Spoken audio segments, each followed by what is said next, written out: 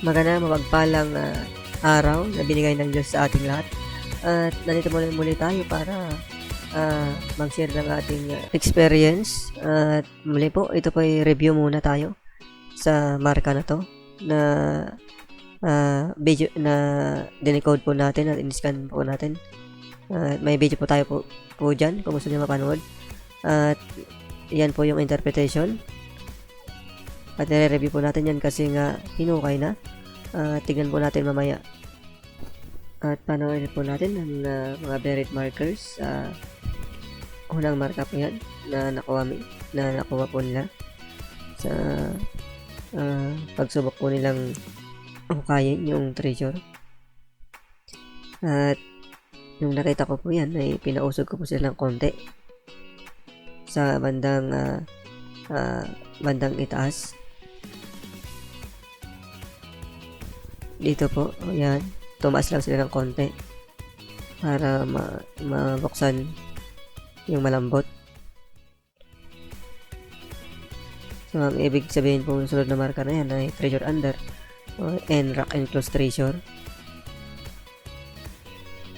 So, yan po yung kasunod na mga marka.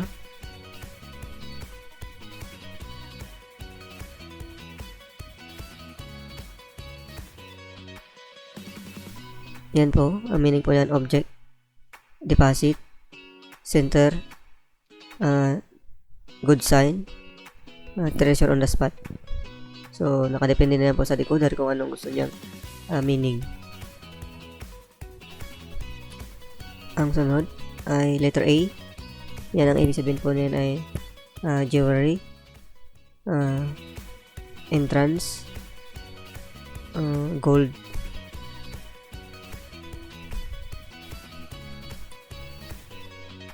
Ito naman po ay isang ulo ng isang hayop. Parang ano to ay ulo ng turtle. So pointer lang po yan going down left.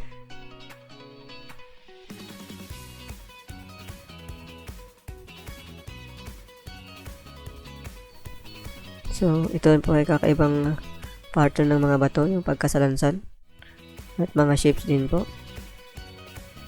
Yan na po yung nahukay, mga isang tao na po yan, mga 1.5 meters po ang lalim.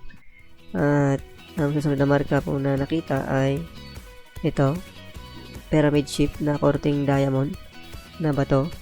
Nagsasabi pong may diamond din pong deposit to dito. Malamang baka ito yung giveaway po ng deposit. Maraming salamat muli sa iyong pagsubaybay at panonood po. At nawa po ay bigyan tayo ng wisdom ng Diyos, lalo na sa kanilang salita. At hindi lang sa kanyang salita, sa mga sidelines po na ginagawa natin para sa Kanya. Sa Diyos po ang papuri. Thank you.